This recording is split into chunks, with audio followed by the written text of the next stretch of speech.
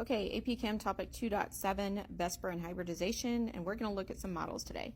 So I want to start by thinking about the main electron group geometries. And so electron group geometries are where you're either just considering the electron pairs, or more common application, all of your electron pairs are participating in bonds.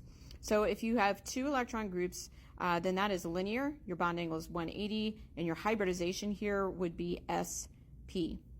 If you have three electron groups, then that would be trigonal planar with bond angles of 120, and that would be sp2 hybridization.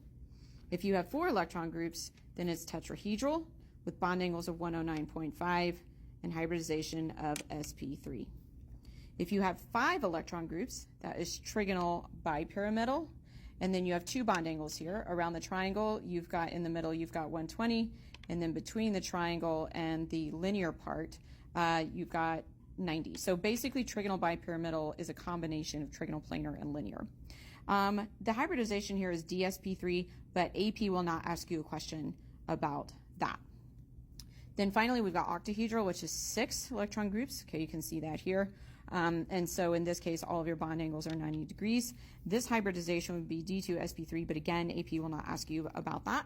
AP does not ask for hybridization that involves the d orbitals. It only asks for sp, sp2, and sp3. So what we're going to do now is look at what happens if one of these bonds or more turns into a lone pair. So linear, it would just stay linear. Your bond angle will still say 180. So that doesn't really make a change with linear. So let's start with trigonal planar. If we traded one of these atoms, one of these bonding groups for an electron pair, then we can think of it as looking like this. So what I like to remember is if you think of this as being a pair of electrons, here this pair of electrons is bonding, and here is a non-bonding pair, but it still is contributing to repulsion within the molecule. So it's still repelling these bonding electron pairs so that you see this bond angle being maintained at 120. Your hybridization is still going to be sp2, but the new name is bent, and that makes sense because this structure is. Okay, so now let's see what happens in tetrahedral. So if we take one of the bonding pairs and turn them into a lone pair, then we have this situation, and this is going to be called trigonal pyramidal, okay, because it looks like a pyramid here. It's kind of propped up from the table. Your bond angles here are probably going to be slightly less than 109.5 because the lone pair electron will repel a little bit more than a bonding pair, but it's going to be close to 109.5. So this is called trigonal pyramidal. If you then remove two, if you change two bonding pairs for two lone pairs, then you're back to bent again. However, important to keep in mind that this is a different bond angle than the bent we saw before.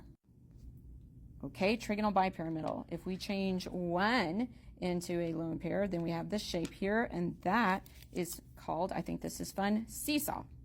Then if we change two for lone pairs, then we have this shape, which is logically called T-shaped because it looks like the letter T, or you can see that. And then if we remove three bonding pairs and turn them into lone pairs, then we're back to linear.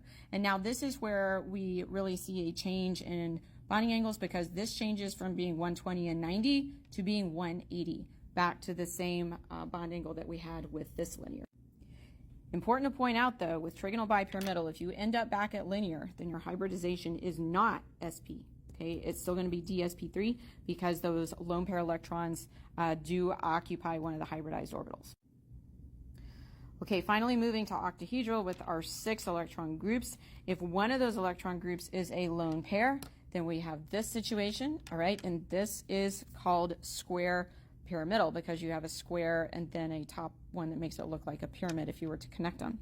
If we change out two bonding groups for lone pair groups, then we end up at square planar because we remove a top and a bottom, and then you have the square and a plane. If we remove 3, we are back to T-shape, and both of our T-shape structures have 90-degree bond angles, which is nice. And then if we remove 4, we are back to linear again with those bond angles of 180.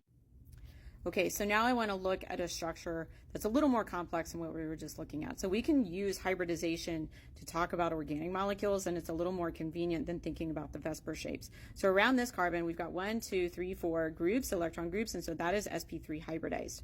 Around this carbon, we've got 1, 2, 3 bonding groups because multiple bonds are treated identically as single bonds, and so this would be sp2 hybridized around that carbon. We can also talk about the hybridization of this oxygen. Again, we've got 1, 2, 3 electron groups, and so that would be sp2 hybridized as well. Although we generally talk about hybridization for kind of the centrally located atoms. But we could talk about this oxygen, and then that would be 1, 2, 3, 4. So that would be sp3 hybridized because, again, we've got 4 electron groups. Now, the final thing I want to talk to you about here is sigma and pi bond.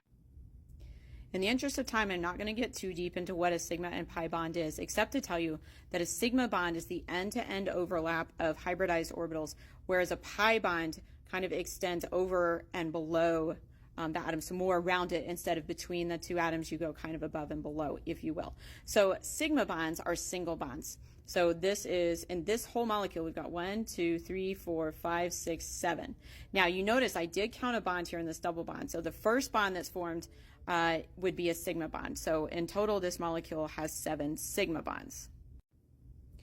Now, pi bonds come into play when you're thinking about multiple bonds. So we would have 1 pi bond in this molecule because there's 1 double bond. And so in total, we've got those 7 sigma bonds we talked about before, including 1 from the double bond. And then we've got 1 pi bond because this double bond is made of 1 sigma and 1 pi. If we had a triple bond, then that would be made of 1 sigma and 2 pi.